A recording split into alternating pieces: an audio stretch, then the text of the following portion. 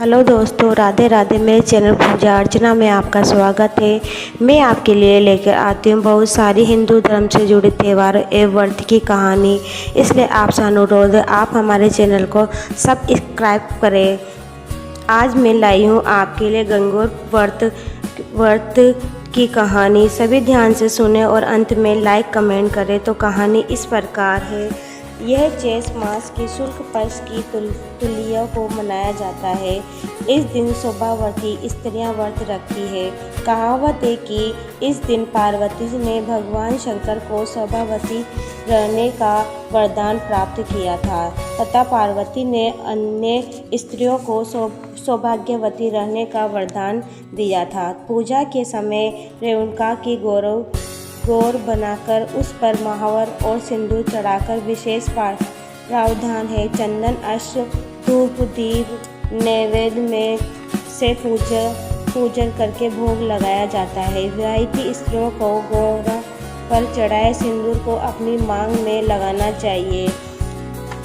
एक बार भगवान शंकर पार्वती जी एवं नारद जी के साथ भ्रमण हेतु चले गए। वे चलते चलते चैत को एक गांव में पहुंचे। उनका आना सुनकर ग्रामीण की निधन स्त्री उसे स्वागत के लिए थाली में हल्दी अक्ष लेकर पूजन हेतु तुरंत पहुंच गई। पार्वती जी ने उससे पूजा भाव को समझकर सारा सुहाग उस पर छिकट दिया।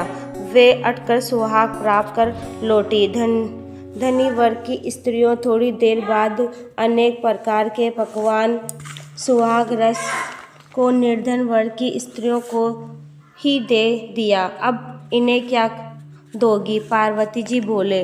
प्राणनाथ, उन स्त्रियों को तो ऊपरी पदार्थों से बना रस दिया है, इसलिए उनका रस धोती से रहेगा, परंतु इस धनी वर्ग की स्त्री को तो अपनी उंगली चीरकर रक्त का सुहाग रस दूंगी, जो मेरे समान सौभाग्यवती हो जाएगी। जब इन स्त्रियों ने पूजा समाप्त कर ली, तब पार्वती जी ने अपनी उंगली चीरकर उस रक्त को उसके ऊपर छिटक दिया।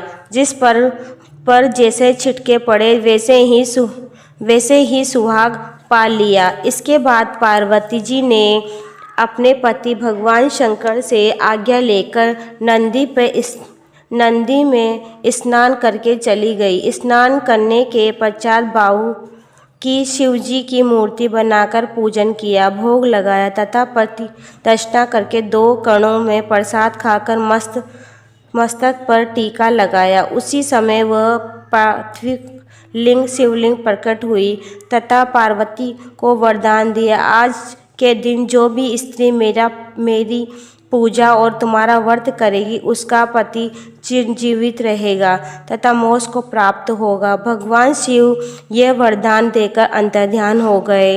इतना सब करते करते पार्वती जी को काफ़ी समय लग गया।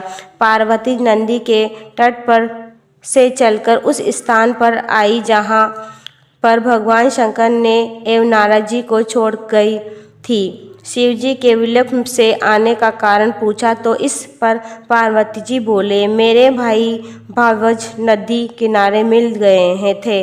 उन्होंने मुझे दूध भात खाने तथा ठहरने का आग्रह किया, इसी कारण से आने में देर हो गई। ऐसा जानकर अंतर्ध्यान भगवान शंकर भी दूध भात खाने के लिए लालच में नदी तट की ओर चल दिए। पार्वती जी ने मौन भाव से भगवान शिव जी का ही ध्यान करते प्रार्थना की, भगवान आप अपनी इस अंत्यदासी की लाज रखिए। प्रार्थना करती हुई पार्वती जी उनके पीछे पीछे चलने लगी। उन्होंने दूर नदी तट पर माया का महल दिखाई दिया। वहाँ महल के अंदर शिवजी के साले और सालियाँ ने शिव पार्वती का स्वागत किया। वे 2 दिन वहाँ रहे। तीसरे दिन पार्वती जी ने शिवजी से चलने के लिए कहा तो भगवान शिवजी चलने को तैयार न हुए। तब पार्वती जी रूठ कर अकेली ही चल दी। ऐसी परिस्थिति में भगवान शिव जी को भी पार्वती के साथ चलना पड़ा। नारदी जियों के साथ चली। चलते चलते भगवान शंकर बोले, मैं तुम्हारे मायके में अपनी माला भूल आया हूँ। माला लाने के लिए पार्वती जी तैयार हुई तो भगवान ने पार्वती जी को न भेजकर नारद जी को भेजा। पर वहाँ पहुँचने पर नारद जी को कोई महल नजर नहीं आया। वहाँ दूर दूर तक जंगल ही जंगल था।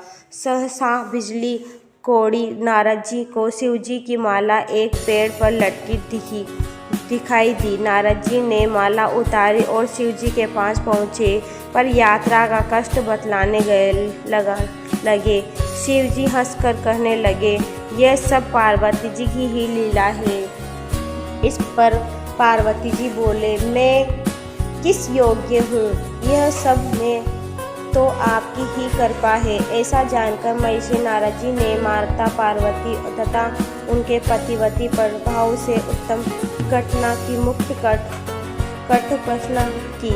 जहाँ तक उनके द्वारा पूजन की बात थी को छिपाकर प्रसन्न है, वह भी उचित ही जान पड़ता था, क्योंकि पूजा छिपाकर ही करनी चाहिए। चूँकि पार्वती इस व्रत को छिपाकर किया करती थी, उसी परंपरा के अनुसार आज भी पूजन के अवसर पर पुरुष उपस्थित नहीं रहते।